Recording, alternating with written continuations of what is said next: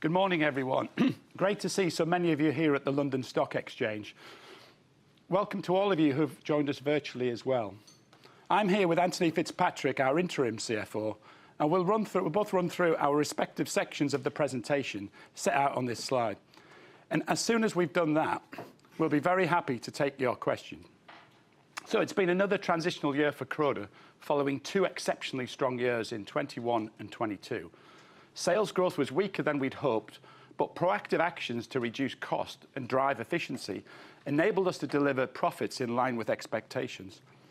Overall, this performance is still a far cry from where we want to be, and we've continued to take further steps to strengthen the business by making Croda more focused and more efficient. So I'll start with a summary of the results and talk about constant currency changes to give you a better understanding of the underlying trends. Group sales were down 1%, or up 2% excluding the 48 million of COVID lipid sales in the prior year. Sales volumes started to recover, and increased demand for innovation helped sales of new and protected products to grow by 6%. The adjusted operating margin was down year on year, with 2023 having benefited from high margin COVID lipids. However, it improved half on half, supported by strong operating execution with price discipline and proactive cost control. So overall, whilst PBT was 12% lower than last year, it was within our guidance range at 273 million or 260 million on a reported basis. Cash flow remained strong, and we applied working capital discipline and reduced our CapEx after several years of significant investment. The performance across our businesses was mixed. Sales grew 7% in Consumer Care and 2% in Industrial Specialties, with higher volumes partly offset by lower price. Sales in Life Sciences declined 6%, but were back to growth in the second half, excluding COVID-19 lipid sales, and helped by a recovery in crop starting to come back. And as a result, the margin in Life Sciences also increased from 18.3% in the half one to 22.9% in half two. 2025 has started well, as you can see with the arrows at the bottom. Good revenue growth in all businesses and markets. And I will come to outlook later, but as you can see from these arrows on the bottom of the slide, we expect Consumer Care and Life Sciences to grow this year, with Industrial Specialties broadly flat. So, turning to the market itself and the environment we're operating in, it remains subdued throughout the year, but with more stable inventories and demand in most businesses and regions. In Consumer Care, as you can see on the left-hand side, we saw a continuation of the trend we talked about previously, with local and regional customers winning share from multinational customers, for whom conditions remain more challenging. And you can see that on the left-hand side, as I mentioned, it illustrates the shift in hair and skin markets, the two largest beauty categories. This is good for Croda, as our average selling prices are higher to local and regional customers, and a reflection of the additional value we add through our formulation expertise and our broader offer. These smaller customers are innovative and fast to market, with high quality and competitively priced products. And we've responded to this shift by leveraging our local footprint and reallocating resource to support these smaller customers in the regions. In Life Sciences, the picture is more mixed. In pharma, consumer health and veterinary markets remain quite challenging, particularly in Europe.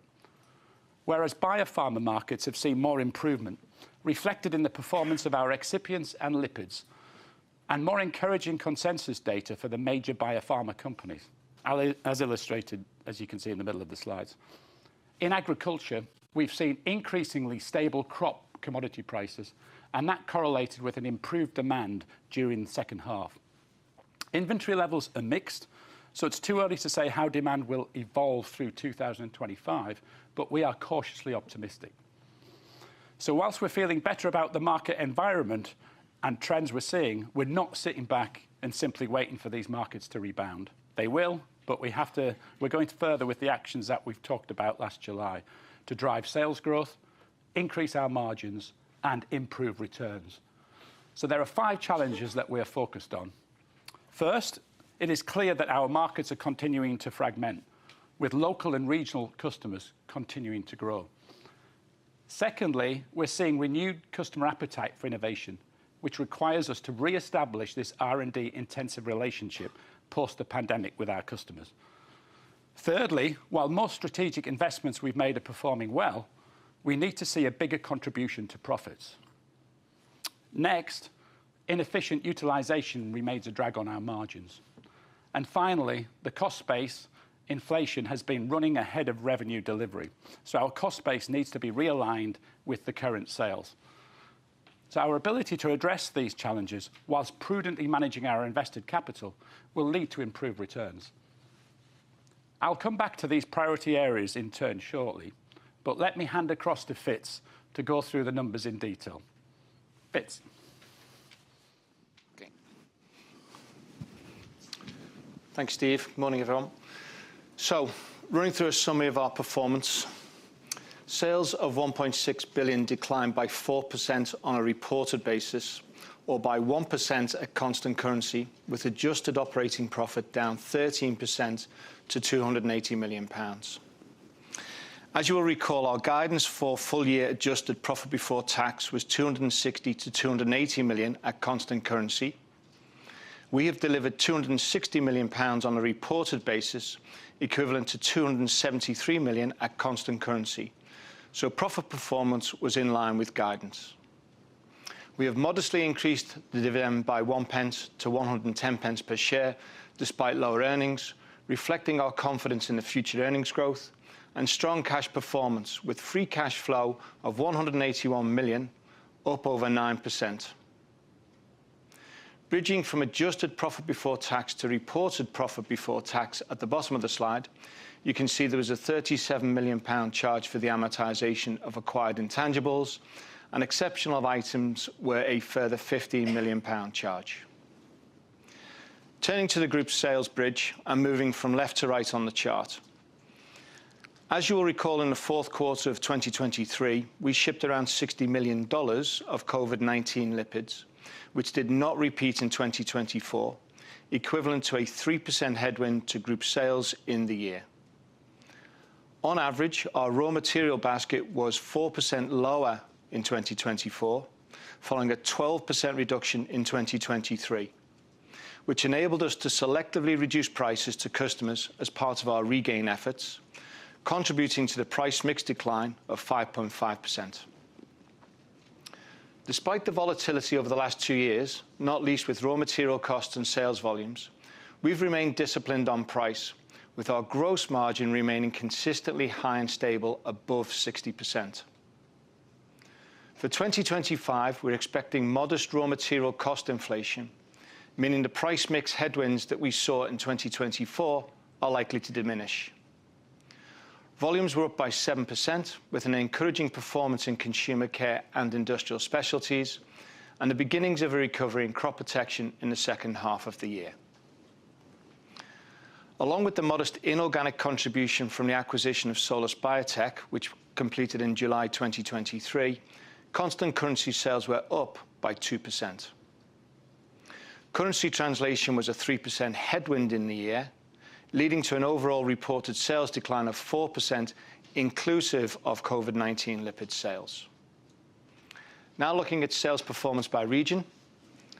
Delivering fast growth in Asia continues to be a strategic priority, and it was encouraging to see growth in a tough environment, with sales up by 7% in constant currency. In LATAM, sales were flat, with good growth in consumer care, offset by lower sales in crop and pharma. Sales in North America were also broadly flat, aided by resilient demand in biopharma. Sales in EMEA were down 6% due to weak demand in life sciences, but were flat excluding COVID-19 lipids, as the majority of these sales in 2023 were booked in Europe. Now bridging the operating margin from 2023 to 2024. We saw a headwind to margin of 1.3% from the absence of COVID lipid sales, as well as the mix impact of F&F continuing to outperform. Bounce back costs, including a return of a variable remuneration charge in 2024, were a further 1.8% headwind. We were, however, able to offset a proportion of these bounce back costs with proactive cost actions, which Steve will talk more about shortly. As a result of continued investment to capture future growth opportunities, investment costs were a headwind of just under 1 percentage point to margin in 2024, although clearly we are confident these investments will drive future returns. Driven by higher sales volumes, we saw 2.3 percentage points of margin expansion because of these higher activity levels and the effect of volume re-leverage. Overall, these movements resulted in operating margins moving from 18.9% in 2023 to 17.2% in 2024, at the top end of our 16% to 17% guidance range we gave at the start of the year. The sequential margin improvement shown on the right-hand side from 16.6% in the first half to 17.7% in the second half was encouraging and reflected higher sales volumes as well as these cost actions. Turning to divisional performance. Consumer Care sales of £920 million were up by 4% on a reported basis, or by 7% at constant currency. This comprised a 5% reduction in price mix, an 11% increase in sales volumes, and a 1% contribution from the sales of ceramides following the acquisition of Solus Biotech. Sales to local and regional customers were up by 11% as these customers continue to outperform the market, and because our go-to-market model enables us to serve customers of every size. By business unit, F&F was the standout performer, growing by 18% in constant currency, ahead of the underlying markets it's pointed towards. Beauty Actives delivered sales growth of 6% in the year, led by Asia. Beauty Care was flat with growth in all regions at constant currency apart from EMEA. As you can see on the right-hand side call-out, lower prices and lower raw materials helped enable a 9% increase in sales volumes. Encouragingly, our gross margin percentage was up modestly year on year, helped by a higher proportion of sales to local and regional customers, which are higher priced. Demand for innovative ingredients, as well as ingredients differentiated by sustainability, remained strong, with MPP sales growing by 11% at constant currency, and MPP sales increasing to 43% of total sales in Consumer Care. Moving to Life Sciences. Overall sales of £504 million were down by 16%, or by 6% when adjusting for currency translation and prior year contribution from sales of COVID-19 lipids.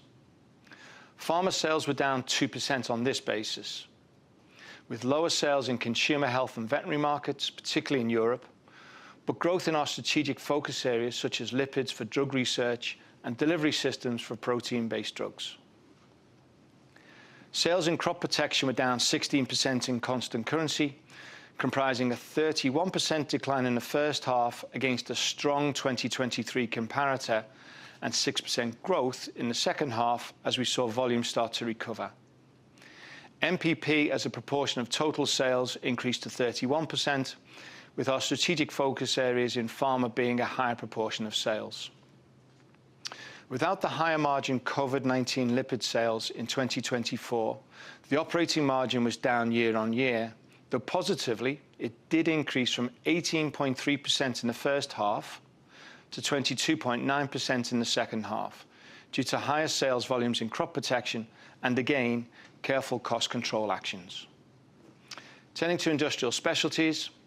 Industrial Specialties plays an important role in our operations, contributing to the efficiency and profitability of our shared manufacturing sites by leveraging core technologies in high-value industrial markets and providing volume demand on all shared sites.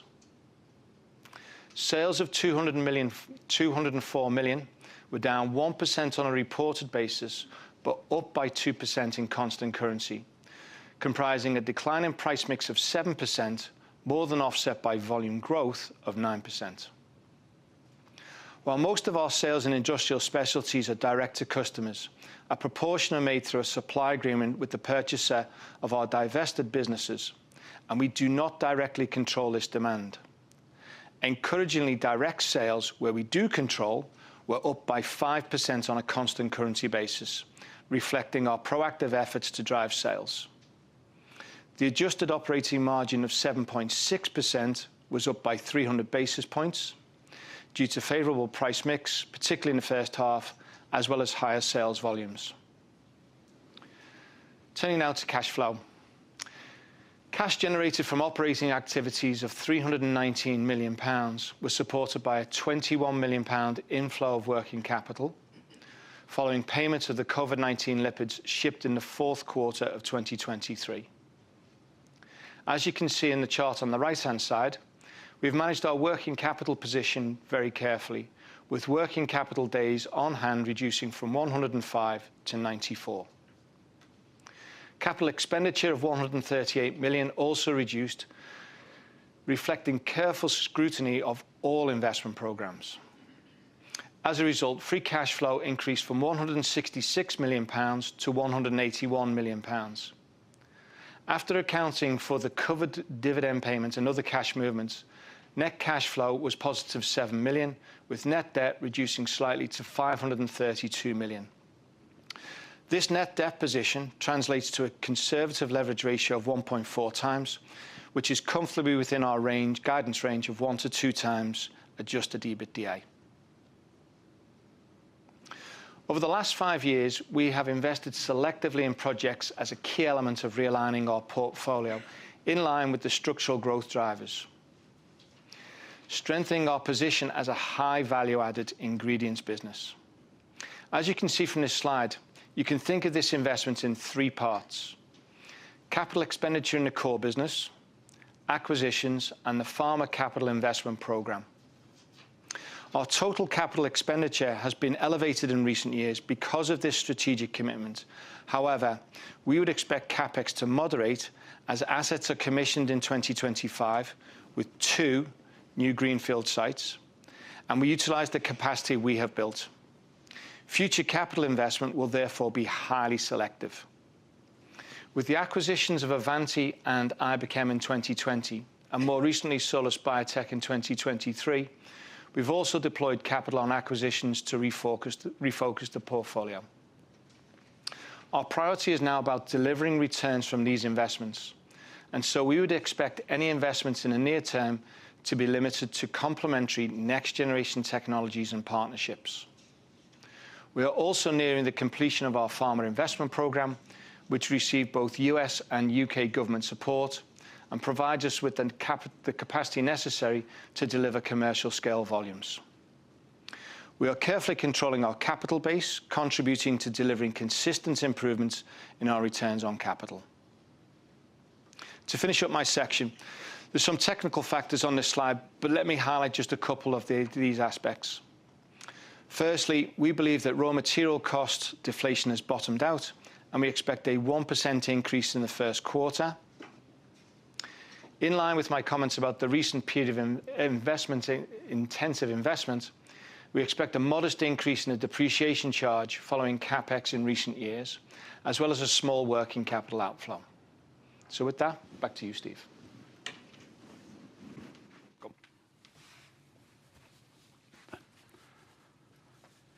Many thanks, Fitz. OK, as I said at the beginning of our performance is not where we want it to be. And I'm going to expand on the actions that we're taking to address that. There are 3 things that we're doing to drive sales growth: leveraging our proximity to customers, converting our innovation pipelines whilst continuing to strengthen them, and driving further value from recent investments. And there are 2 actions that underpin the margin recovery: driving higher sales volumes to enhance utilisation rates, and implementing operational efficiencies to offset inflation and the incremental costs of investments coming online. So through these actions, we will restore earnings and returns to where they should be in Croda. So starting with customer intimacy with local and regional customers, investing in our footprint to get closer to our customers has been a key part of our strategy over the last 5 years, particularly in the higher growth markets. Consumer needs vary significantly, especially in emerging countries, and this has fueled the rise of fast-growing local and regional brands. We're adapting to these changes by increasing our local innovation capabilities, and that's driving growth, with the proportion of sales to local and regional customers growing 11% to 80% now of total sales in our consumer care business. It's a similar story in crop, where fragmentation is accelerating, and there are important new players beyond the big four. Again, you can see that represented in our sales figures with local customers and the graph in the middle, and our sales are up 7% with these local and regional customers in a very challenging market. So as I've said, our prices are normally higher to small customers because we provide them with additional support. So less concentration in our customer base is creating more opportunities for us in multiple markets at good margins. And in Asia, this remains a very exciting market for us, particularly for consumer care, where we are seeing strong growth in key markets such as India, China, and South Korea. We're benefiting from prior year investment in sales and R&D, which has brought us closer to customers there, and we are selectively building manufacturing capacity in those fast-growing countries as well. So in response to ongoing market fragmentation, we are reimagining the innovation to ensure that we are supporting both local customers and global brands. We have also rejuvenated our interactions with customers, leveraging clever science and R&D to build deeper relationships built on our technical expertise. So this is addressing the gap created in the aftermath of the pandemic, when customers were dealing with huge supply chain issues and were focused on marketing existing brands rather than developing new brands. We've sustained investment in R&D, increasing research intensity in both consumer care and life sciences to well above 4% of sales in each.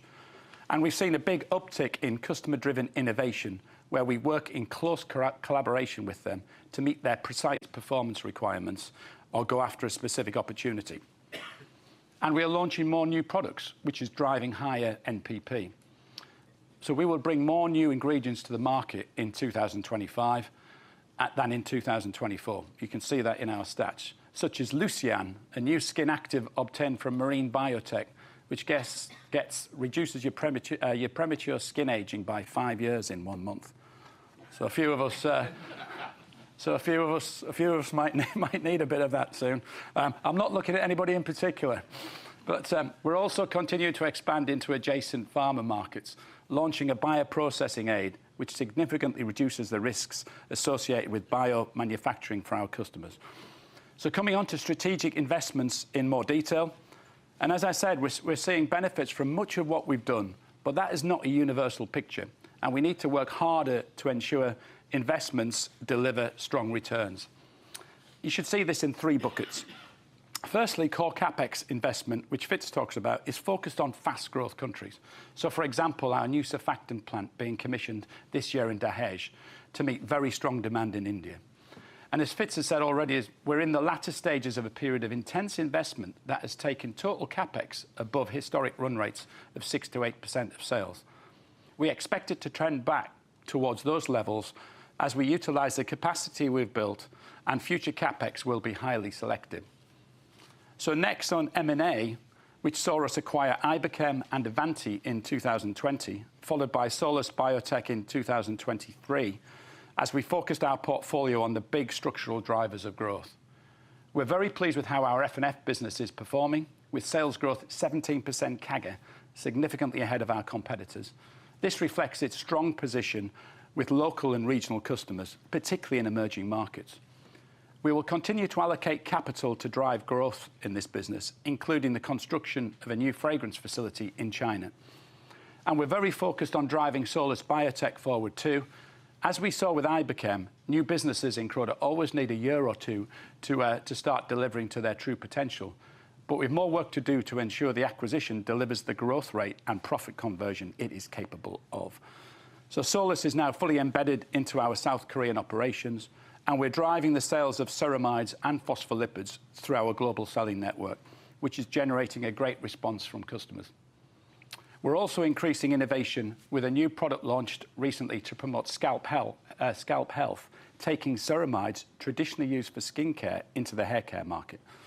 And finally, Avanti, which covered its acquisition cost in record time due to our involvement in the COVID vaccine. But beyond that, sales of lipids for drug research have grown strong double-digit % CAGR since 2020. And the third bucket is investment to position pharma for a strong future, a programme that has been running since 2021. So as well as establishing the site we acquired in Alabama as a good global centre of excellence for lipid development, we're scaling up production capacity as well, with a new multi-purpose facility in Lamar and a second scale-up site in Europe, both being built with government support. So whilst new mRNA drugs are yet to be commercialised by our customers, we have strong commercial relationships with big pharma companies who are leading this development and are very well positioned for this breakout growth which will come. And we're just as focused on growing our margins and therefore driving a further improvement in utilisation rates at our 11 shared manufacturing assets. These sites are regional production centres and each comprise 4 or 5 core processes, principally for beauty care, crop protection and industrial specialties. They account for approximately 70% of group sales volumes and 60% of group sales. An overall utilisation rates for these sites may be directionally helpful, but does not provide an accurate picture as the optimum rate varies from one process to the next. So instead, we've provided the rolling average of absolute sales volumes at these sites. So you can see the impact of the sale of the majority of our industrial business in June 2022 and the restocking, destocking cycle evident through the pandemic, as well as the volume recovery through 24. The start of that recovery is very much underway. So if the recovery continues at that current rate, we should be back to pre-pandemic levels within the next 2 years in our facilities. We're also reviewing the efficiency of our footprint to ensure we strike the right balance between profitability in the short term and providing us with the capacity we need for medium-term growth. So we are driving higher sales volumes, particularly of less differentiated ingredients, whilst making sure we maintain our gross margin, that margin that we make on raw materials in our selling prices. This is already having a positive effect, as you can see on the chart, with volumes up 9% year on year in both beauty care and IS, which combined account for about 70% of the volumes at these sites.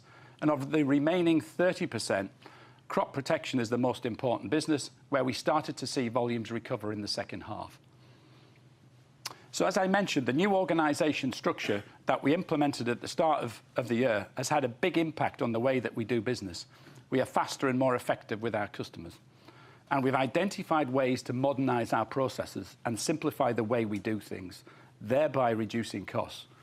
We've created a new business excellence centre to share best practice and coordinate work streams that are targeting operational efficiencies across supply chain, operations, distribution and back office support. Cost disciplines that were established in 2024 are also being embedded to ensure that the benefits are captured permanently. So the near-term benefits of this programme are set out on the right-hand side, totalling £40 million, versus a 2024 baseline. We're targeting 25 million of savings this year in 25, derived pretty equally from payroll costs and other OPEX, with a further 15 million of incremental savings in 2026. And more beyond that, as we begin to benefit from these modernisation initiatives. So the estimated cash cost to realise these benefits total around £20 million, which we expect to take as exceptional restructuring charge split across 25 and 2026. So finally, coming to the year ahead and what we see as the building blocks of our 2025 profit performance, firstly, the impact of inflation is expected to represent a headwind of about £10 million in 25. Secondly, we continue to invest. We're a company that wants to invest in assets and OPEX to support our long-term strategy and expect incremental headwinds from additional depreciation and other costs of about 15 million in 2025. Much of this relates to the 2 greenfield sites I mentioned, the new surfactant plant in Dahej in India and a new multi-purpose facility in Lamar, Pennsylvania for pharma scale-up. Both of those got great growth opportunities for the future. 25 million of operational efficiencies will offset a large proportion of these costs in 2025. And as shown in the final bar, we anticipate growth will further drive profit performance. So in terms of outlook, we expect both consumer care and life sciences to grow sales in 2025, with continued volume recovery and the price mix headwinds that we've seen are diminishing. So operational efficiencies should significantly offset inflation, and the incremental costs that we expect to incur, as I've said. So overall, for 2025, we expect group adjusted profit before tax to be between 265 million sterling and 295 million at constant currency. So in summary then, as I said at the start, whilst we've seen progress this year, as we continue to emerge from a very unusual period, we're a long way off from where we want to be, but there is a lot to do in the year ahead, and we are laser focused on restoring profitability, leveraging this great portfolio that sits at the heart of the business. And we will do this by driving sales, by leveraging our proximity to customers, and stepping up innovation and maximising returns from all of those recent investments, driving margins through increased utilisation and reducing our cost base, and delivering strong earnings growth and improved returns through progress in these areas, alongside prudent management of invested capital. So let me stop there and hand over to you for your questions. Thank you, Steve. Just as a reminder to people joining via the webcast, please type in your question and I'll ask it on your behalf. While we prepare the mics for questions in the room, the first question, Steve, is what assumptions are you making for the midpoint of guidance at £280 million PBT? Yes, I mean, you can see that. You've probably worked it out already, most of you, I think, in the audience. But, I mean, the way to look at that is probably mid-single-digit revenue growth for the mid guidance with a bit of margin improvement is what we're probably looking for. And if you look at that at both ends, at the bottom end of the guidance is low single-digit revenue growth with probably no margin improvement. At the higher end, it's probably high single-digit revenue growth with a bit more margin than the mid-guidance. And our assumption there is two or three things. The macro environment is not improving. I think we can all see that. But, and it is a but, our markets are starting to stabilise, both in inventory and in demand. So we're starting to see the consumer care markets have been there for most of the year, but we're starting to see a pathway back for crop to a normalised environment for Croda. We can see the early signs of that. We would expect gradual improvement to continue through crop. And in pharma, the new pharma part of the business is growing very well. You can see that with Avanti. We expect the consumer health part of that in Europe to start to gradually improve as well. So that's the sort of shape of what we're looking for from a guidance point of view. Okay, I think Charles with the first question. If you could introduce yourselves when you ask the question. Thanks, Charles Eden from UBS. Firstly, on the shared site volumes, thanks for the chart on slide 25. That was helpful. Can you just comment on what you have seen for this trend in Q1 so far? Is it continued improvement? And then second question, just on pharma and the Avanti asset. Obviously, a lot of CapEx investment in that business over the last few years. When are you expecting to see sort of a more meaningful step up in revenue and profits from that asset, given that level of investment? Thank you. Yeah, I mean, on the volume recovery, I mean, it's early days and we've had a good start. But, January is January. It's not 12 months of the year.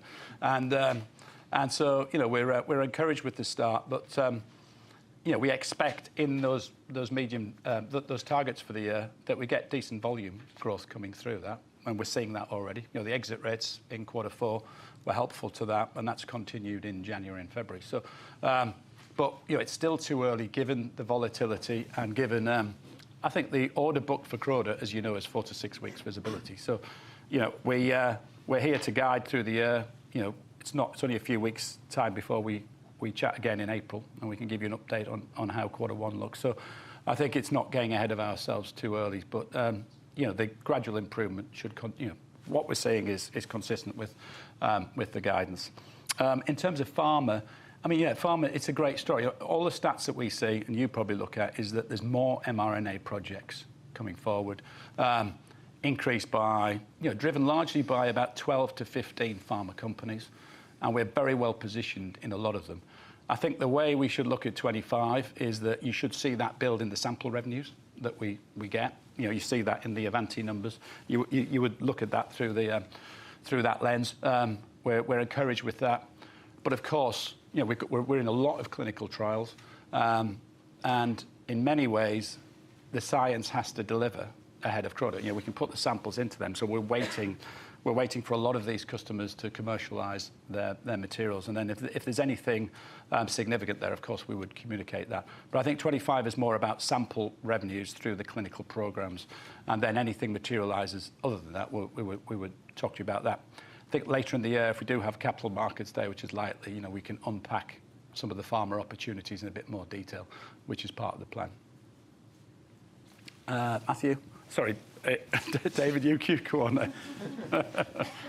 Trying to do your job for you. Yeah, Matthew just there.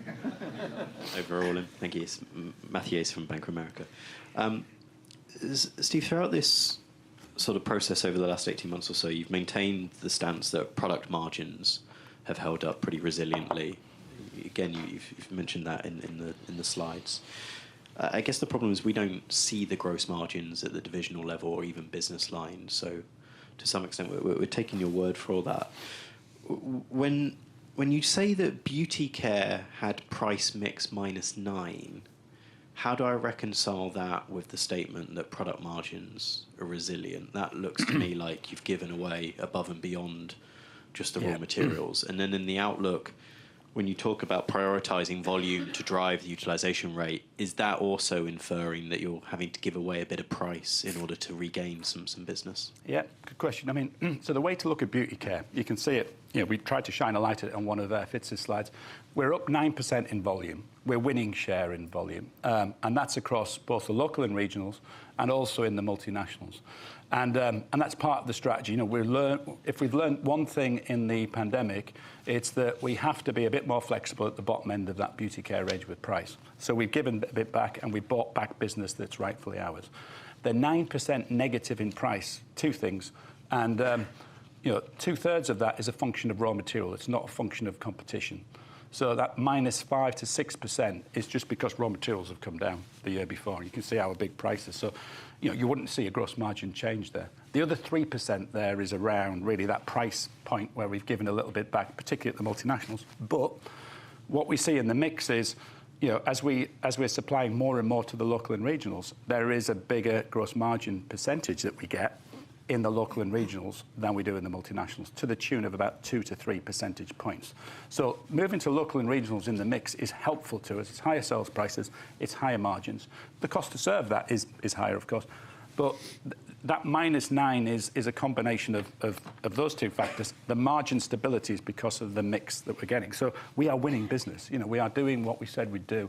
And, yeah, we think Beauty Care is getting back into a rhythm, which we like. And we expect that to continue.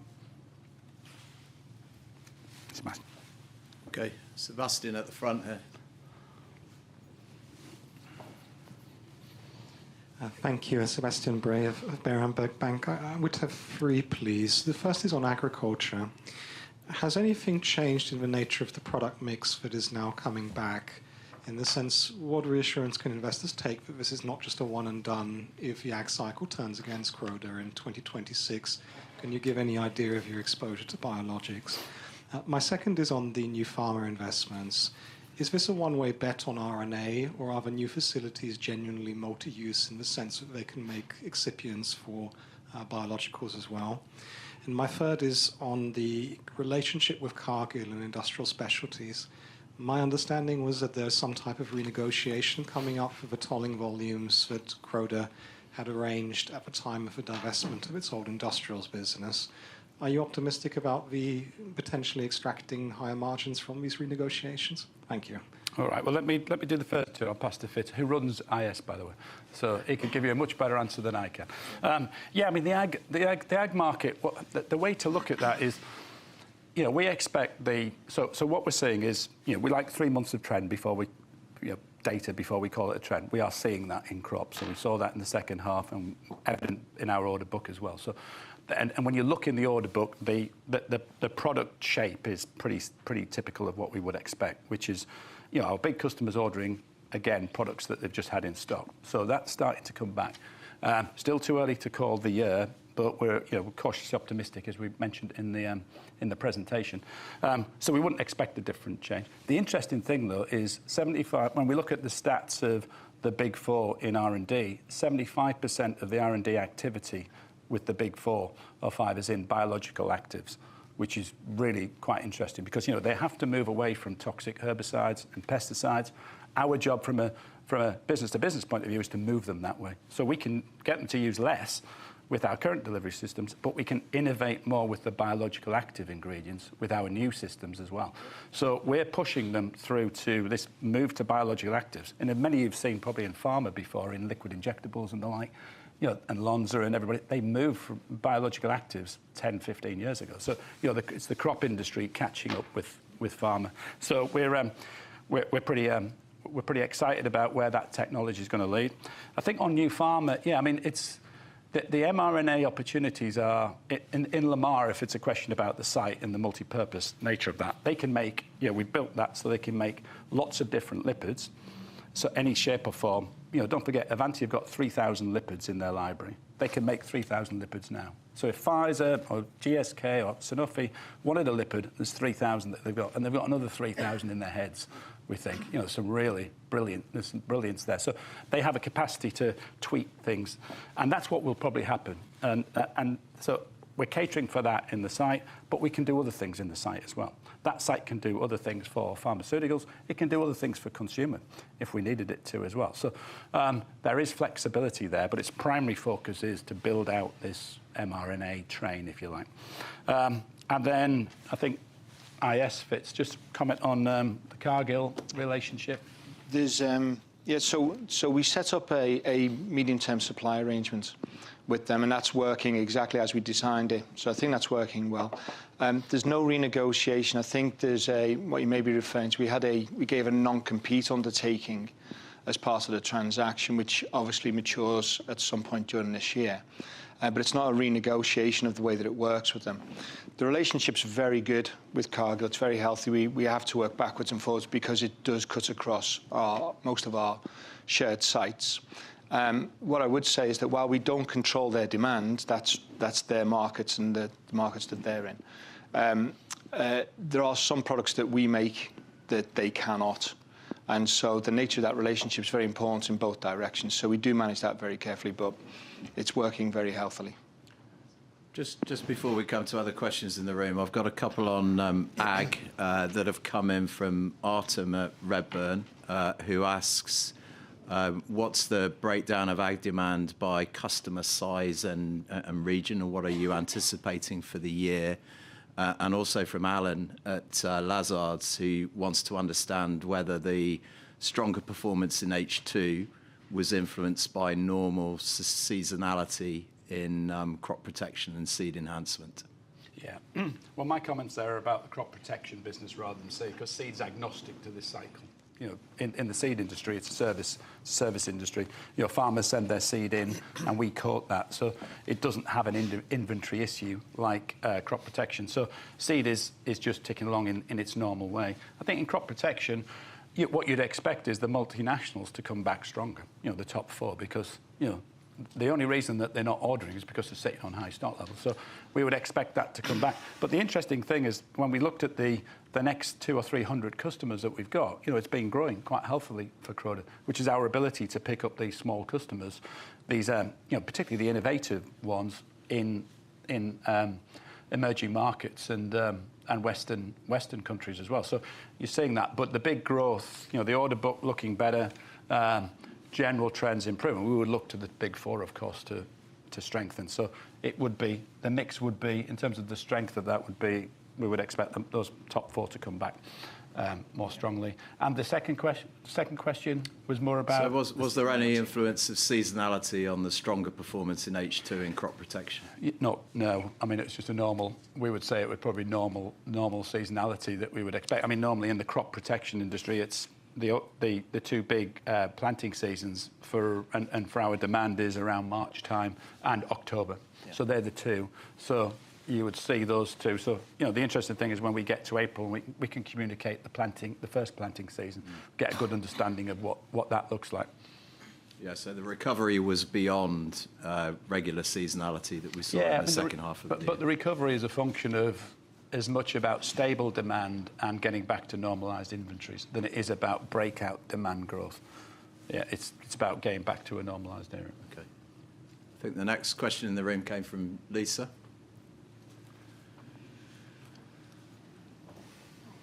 Hi, Lisa De Nevi from Morgan Stanley. I have two. So the first one is on innovation. I mean, you've detailed in your slide deck, you've seen a 50% increase in your customer innovation projects in 2024. I mean, can you share in which subsegments you're seeing that, what type of customers, and also how should we really think about that in terms of actual volume and sales growth? Yeah. That's the first one. And the second one. And the second one is really a bit about your portfolio. I mean, if you look at your entire portfolio today, I mean, how much would you consider to be high value ingredients and how much of that do you consider to be less differentiated? And following on from that, a bit bold, but like, how committed are you to all these ingredients being part of your long-term Croda portfolio? Thank you. Yeah. I mean, so there's one on innovation and one on portfolio. I mean, on the innovation, I mean, it's mainly in consumer beauty. So in many ways, we're in three value chains. We're in beauty, we're in pharma, and we're in ag. This is more around Croda adapting in an agile way to reposition some innovation with the small local and regional customers. And that, when we look at our innovation stats, that's the quickest way of winning business, because what you're doing is you're personalising your innovation to individual customers, and those customers are moving quicker, so they're ramping up quicker. You know, we can see it in the stats in India, China, Korea. You know, some brilliant companies, and they're out with very good products, very good claims, sophisticated targeting in the countries for the countries, and they're moving in many ways ahead of the multinationals. And in a trading down environment as well, they really flourish as well. So you're seeing that in China, seeing that in America, and we expect that to continue this year. So we expect the local and regional. So our customer activity is probably the best way of getting near-term business. So you should see that coming in over, once you commit to a customer project, 6 to 12 months, you should get business from that. Difficult to say, what it means in absolute sales and volume. So we can't give you that answer, but fragmentation is a good thing for Croda in beauty. And when we hear a lot about, Croda gets a lot of read across from L'Oreal and Estée Lauder and the multinationals, we understand that. It's 20% of our business. 80% of our business is all of these flourishing customers that have an environment to really blossom. And that we're seeing that, we expect that to continue. So our consumer business is, I think all we're mentioning is the innovation is now really pointed towards a lot of that and making sure that we do what we can to intensify the research with them. And in terms of the portfolio, I mean, it's an interesting one. The area that we've learnt in the pandemic has really been the area of undifferentiation. There's been the beauty care, there's 420 million, it's about 80 million of that. And we have to be more careful and flexible with the price. You're starting to see that in the we're growing 9% volume. We're winning back business, we're winning share. So you'll see Croda adapt to that. It shouldn't have a big impact on margins or profitability because of the mix effect. And in crop care, it's a pretty similar tale in that. It's about 20% of their revenue is in what I'd call less differentiated, where that's really with the top four multinationals. And again, a bit of price flexibility there is needed, but while we're growing the rest. So it's just nuances and adjustments commercially to what we need to do. And the rest of the portfolio is, we're very pleased with everything. We just got to grow it all. The interesting thing will be, we're one of those companies that have invested quite significantly in the pandemic. And we'll get the benefit of that. But while we're doing that, we have to protect our profitability through some cost management. But we're investing. And we think investment is a good thing for Croda. We're investing particularly in, not just pharma, but particularly in Asia. And you're seeing that we're actually consciously now starting to move manufacture into Asia. We moved R&D into Asia 5-6 years ago. We think manufacturing now has to follow. So India, China, Korea, we've got Japan, we have Singapore. We've got an ideal manufacturing footprint now to really capture more growth. Thanks, Lisa. I'm just going to take one from the webcast, and then we'll come to Ranulf and then Nicola. So both Isha at Stifel and Georgina at Goldman Sachs are asking about your comments on volumes at shared manufacturing assets. And they're asking whether the recovery within the next 2 years also relates to utilisation rates at those assets and therefore to margin recovery. Yeah, I mean, we can both do that. I mean, yes, I mean, the way we should look at that is we've sort of indexed it on the 100 basis base from 2019. Utilisation rates now are about 69%. So they're gradually increasing. So to get to 80%, we think there's 2 jumps through the next 2 years to get there. That shouldn't be margin shouldn't affect that. Back to the comments that we had about the sectors. You've got a mix effect. And we've got some price flexibility in the undifferentiated of the range, but net, we shouldn't see a huge difference there. I mean, if anything, the mix should move more to consumer care and life sciences in those sites as we get more growth coming through, because that's what we want overall in the end. And the Cargill volumes ultimately are there for a purpose at the moment. But actually, we could see a day where those Cargill volumes diminish over time because we're using the assets for consumer and life sciences. And I think the way to look at that is it's pushing CapEx out for us because we want to use the assets. We've got capacity in there, and we want to free the capacity up for consumer and life sciences primarily. But anything else from you, Fitz? I think one of the implicit questions as well is where does your margin go if you get your operating rates back to those sorts of levels that Steve's described? And I think the way we think about it is that it's probably low 20s if all we do is think about those 11 core sites. It takes us to those low 20s, those sorts of margins. The rest, remember that those sites aren't all of our costs. They're only a proportion of the overall, and therefore there's a lot of action and mix around the rest of it to how we then drive the rest of it. So we would imagine if we get back to 80%, we'd have a margin around 20% for the overall business. Okay, Ranulph. Hi, Ranulph Hall, Citi. Sorry, staying on the same theme. I suppose I'm just keen to better understand how you see that capacity utilisation really improving given the volume outlook over the next 2 years in consumer and life science. And the reason I suppose I feel concerned is that the industrial specialty business is a very large part of the volume. You've seen volume declines of, I don't have the numbers, but I think above 50% on a 3-year stack in that business. A lot of that volume is not due to come back. So how does the capacity utilisation improve as much as you seem to suggest it will? Yeah, well, if you look at underneath in the core markets, beauty care and crop, both should continue to deliver healthy volume growth. But then, of course, you've got other supporting businesses as well, like home care, consumer health. They're all add up together. I think industrial, don't forget, our industrial business, excluding Cargill, should have volume growth in there as well. Yeah. But I think the way we should look at it is most of the volume growth, certainly in the next couple of years, will be driven by beauty care, crop, plus supporting volume from these other sub-businesses as well.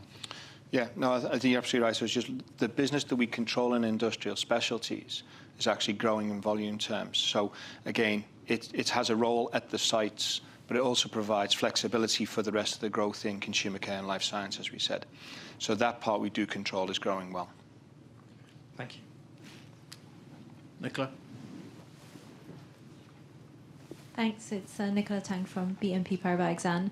I wanted to ask a bit more about price mix. It sounds like you're not assuming, we're assuming it to be less of a headwind than it was last year. But given what you said on expected slight input inflation, at least what you're seeing so far in Q1, and also thinking about the mix element given, local and regionals, higher price point for local and regionals in general, and also thinking about consumer health and so on coming back, I was wondering why you weren't expecting more from a price mix perspective through this year. And then the second question, just on M&A, which you highlighted as, the second pillar within investment.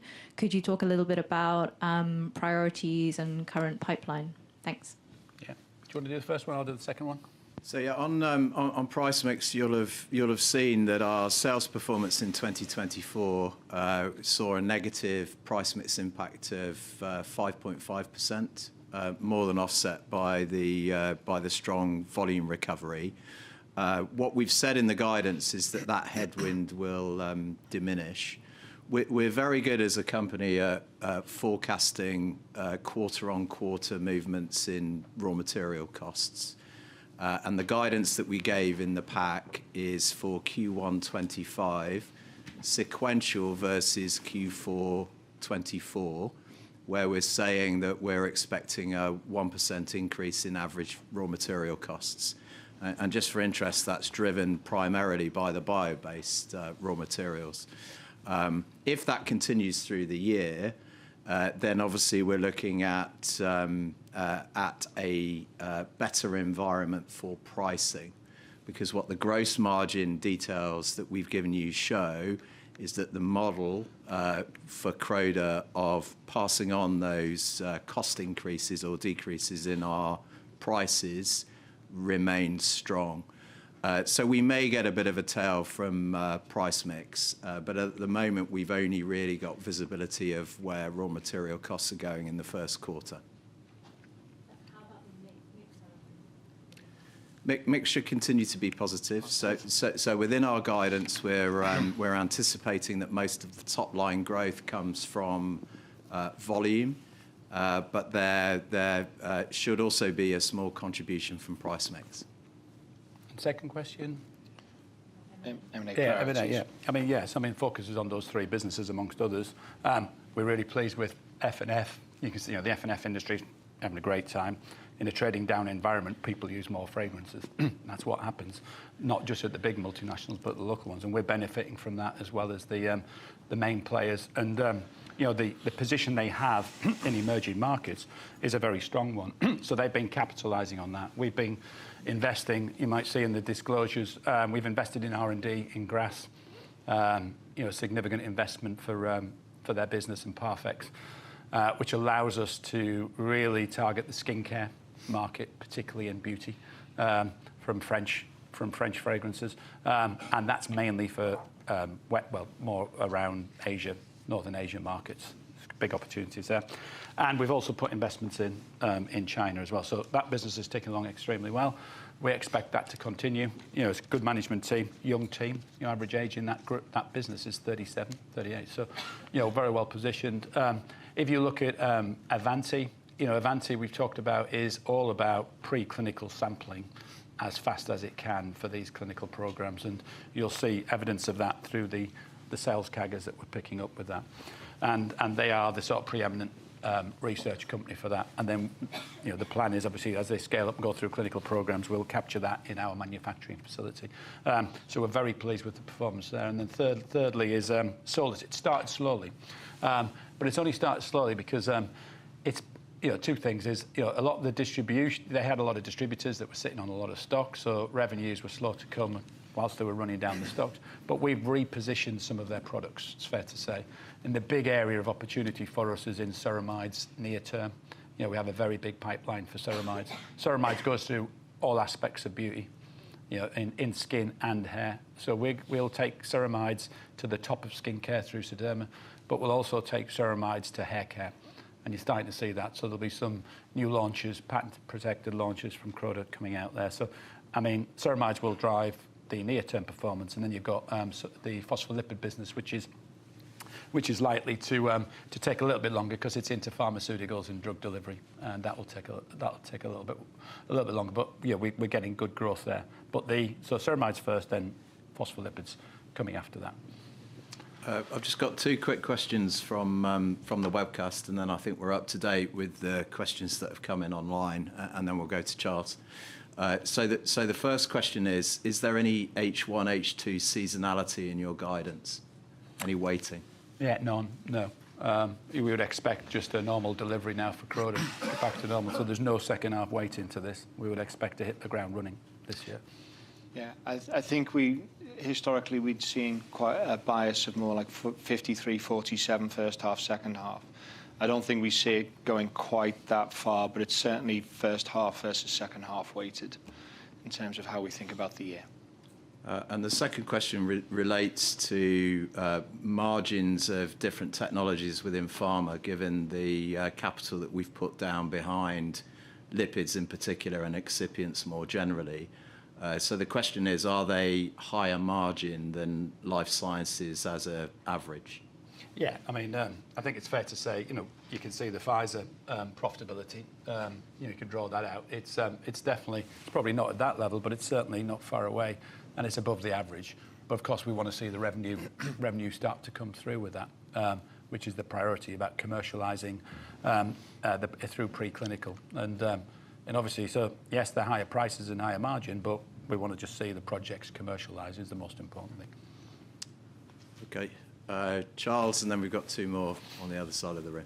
Yeah, it's a quick clarification. Fitz, just on the 20% margin you talked about for sort of recovered utilisation, you're talking on the assumption nothing else happens, right? So if there's an uplift from all else being equal from anything else like pharma, that's not your medium-term aspiration. That's just wanted to clarify. We're just trying to give you a sense for what the re-leverage effect is just for those sites. We could imagine that would drive through, but there's more to be done to then drive incremental margin. Just to add to that, there's probably, there's a few levers that we're pulling for margin. That's one of them.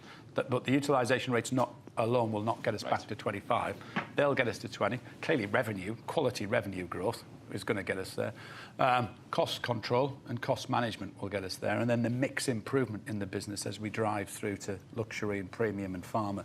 So there's probably 4 levers, and all of those will help to get there. But I think all we're calling out is, on that one piece, that's one stepping stone, big stepping stone to get back, but there's others as well. Charlie, on the front row. Great, thanks. Charlie Bentley from Jefferies. So just a clarification, just on the operating rates. That 69%, is that the exit rate as at Q4? Is that the 4-quarter moving average? Because I would have expected it to be maybe a bit higher than that, given the step up in growth that you've seen in the second half in IS and in look, it's a good question, and as Fitz alluded to on the slide, because we've got multiple processes at each shared manufacturing asset, and all of those have different optimized utilization rates. The utilization rate metric is directionally helpful, but it lacks precision, which is why we're giving you the moving average of the sales volumes. But you're right, the full year number for utilization across 2024 is in the high 60s. So the exit rate is obviously higher than that by association. Okay, and then just secondly, just on crop, Steve, you're talking about the growth that you're seeing from emerging markets being a kind of a contributor on crop protection. I mean, should I read that to be just China? Is it just China? Because the thing we're obviously seeing from the innovator perspective is that they're losing seeing some very significant share losses. It's not. Right? I mean, to answer it, it's not just China. It's India, it's Indonesia, it's Southeast Asia, and it's actually quite weighted. But the point about China is, you saw a lot of capex investment go into generics in China, and that went in about 22, 23. So that's playing out, and they've been on the market competing with some of our big customers. So we're picking up some business there. Whether that continues in any shape or form, I don't know. But there'll be another. You should see that like a beauty care. Some of these big beauty care players now are on the global stage. Proya, Cans, Chickman. There's 1 or 2 crop companies that are starting to do that. Come in. The jury's out as to whether or not they become established or not, and I think we'll watch that. But we can obviously pick some business up with those as well. But I suspect over the next year or 2, it's back to a normal. They'll continue to grow, but the big growth for Croda will come from the big 4 just getting back to a normalised trading environment. Great, and just very finally, just on the I guess the dynamics in crop as the year ended and into the start of this year. I mean, are you seeing any kind of increased urgency from customers to order, given concerns around supply chain, tariffs, so on and so forth? Yeah, I mean, we looked at that certainly before Christmas. We thought, if anything, you might see in the industry, not just a Croda thing, that people are playing games with getting ahead of the tariffs. We haven't seen that. Certainly haven't seen that in our environment, and continue not to see that at the moment. Who knows where tariffs are going to be in the end. But I think when we've done our sort of review of tariffs and the likely Trump execution of tariffs, it's relatively limited for Croda because most of our revenue, 70% of our revenue of the revenue that we make in America, 70% of it is from American assets. So the only trade flow that we're looking at is about 100 million of revenue from the UK and Europe into America. So then that's where the tariff is 5%. If it's more than that, we can deal with that because, by definition, 35% of that is a protected product. So I think we see that as we'll just manage that if that comes along. But yeah, so we don't see any in the order book, any games being played because of that. I think if anything, what you're getting back to is the good thing is a normal established visibility for Croda pre-pandemic levels for most of our markets. So like 4 to 6 weeks is normally what we see. So we've had that for most of the year. We just need crop to come back further, and we will get that in life sciences. So we view that as encouraging. Okay, and then final question from Ranulf. Yeah, thanks. Very quick. Can you just break the flavours and fragrance like-for-like growth down just into price and volume, please? Yeah, it's mainly volume. Yeah. All of it volume. Price was positive, but the vast majority of the growth came from volume. Yeah, they're winning share. No more questions, Steve. Great. Well, thanks very much, everybody, and we'll see you on the call in April. Not all of you, but some of you, hopefully. Thank you.